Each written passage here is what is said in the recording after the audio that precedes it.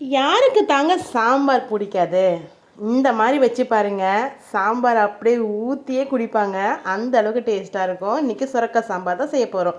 ஒரு பேனில் எண்ணெய் ஆட் பண்ணியிருக்கேன், கடுகு ஆட் பண்ணியிருக்கேன், வெங்காயம், தக்காளி 1 ஆட் பண்ணியிருக்கேன். நான் பருப்பு வேக வைக்கும் போதே 3 தக்காளி, 1 ஸ்பூனுக்கு சீரகம் போட்டு வேக வச்சு எடுத்திருக்கேன். இப்போ நான் எடுத்து வச்சுருக்கேன் சுரக்காயும் ஆட் பண்ணியிருக்கேன். இதை ஆட் பண்ணிவிட்டு மிளகாய் பிடி, மஞ்சத்தூள் ஆட் பண்ணியிருக்கேன்.